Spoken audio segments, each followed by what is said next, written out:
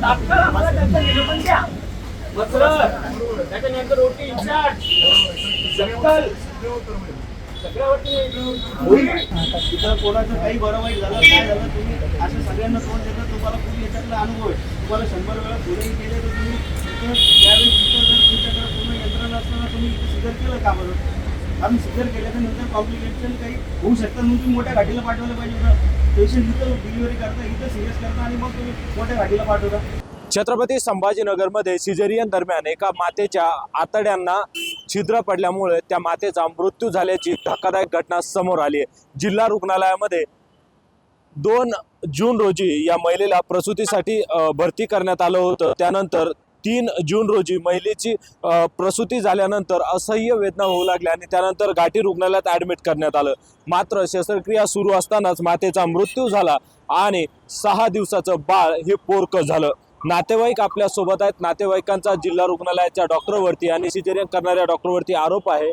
नक्की काय आरोप आहे, कुठं चुका झाल्यात आणि जो शवविच्छेदन अहवाल आहे त्यातून काय समोर आलंय?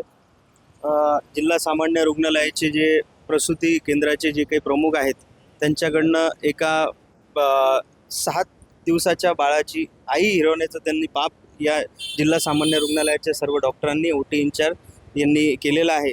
मला वाटतं उपचाराच्या वेळेस ज्यावेळेस ॲडमिट केलं माता एकदम चांगली होती. त्यानंतर सिझेरियन करताना तिच्या आतड्याला छिद्र कसे पडले हा आम्हाला पडलेला गंभीर प्रश्न आहे. त्यानंतर ते छिद्र पडल्याच्या नंतर तिला आतड्यामध्ये 1.5 मीटरपर्यंत इन्फेक्शन झालं. ते इन्फेक्शन कशामुळं झालं? वैद्यकीय निष्काळजीपणा हाच एकमेव त्याच्यावरती सगळ्यात मोठं कारण आहे. आणि या डॉक्टरांनी जे दुर्लक्ष केलं सिझेरियन करताना त्यांच्याकडनं जे काही चुका झालेल्या आहेत त्या चुका ते एकदम लपवण्याचा प्रयत्न करतायत. समिती गठन केली आहे, समिती स्थापन झाली, त्यांच्यावरती विश्वास आहे का?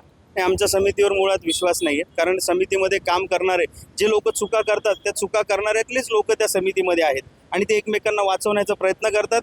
माझी विनंती राहील की ही समितीपेक्षा या राज्याचे मुख्यमंत्री, दोन्ही उपमुख्यमंत्री व विरोधी पक्षनेते यांनी या प्रकरणामध्ये गांभीर्याने लक्ष घालावे.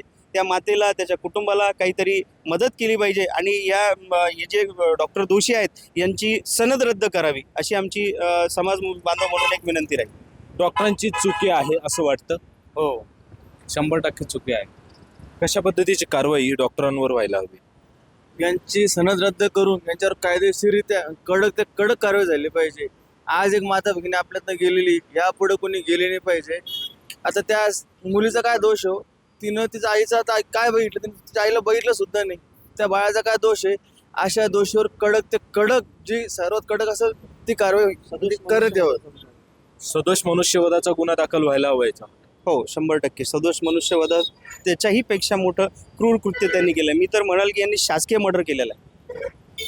नक्कीच आपण जर बघितलं तर डॉक्टरांवर सदोष मनुष्यवधाचा गुन्हा देखील दाखल व्हायला हवा. आणि खरं जर आपण बघितलं तर 3.5 किलो वजनाचं हे बाळ जन्माला आलेलं अतिशय गोंडस बाळ. मात्र आईचा चेहरा पाहण्याच्या अगोदरच त्याचा आईचा छोट्याशा डॉक्टरांच्या चुकीमुळे दुर्दैवी या ठिकाणी मृत्यू झालाय. त्यामुळं समिती जरी गठीत झाली त्या समितीमध्ये सिझेरियन करणारे डॉक्टर आणि रुग्णालयातलेच डॉक्टर असल्यामुळं त्याच्यावर देखील परिवाराचा विश्वास नाही. अशा कृत्य करणाऱ्या या डॉक्टरांवर कारवाई होईल का आणि या बाळाला अनाथ करण्यासाठी जबाबदार कोण, असे अनेक प्रश्न आहे. त्याच्यावरती कारवाई कधी होती हे पाहावं लागेल. अविनाश कानडजे, न्यूज 18 लोकमत, छत्रपती संभाजीनगर.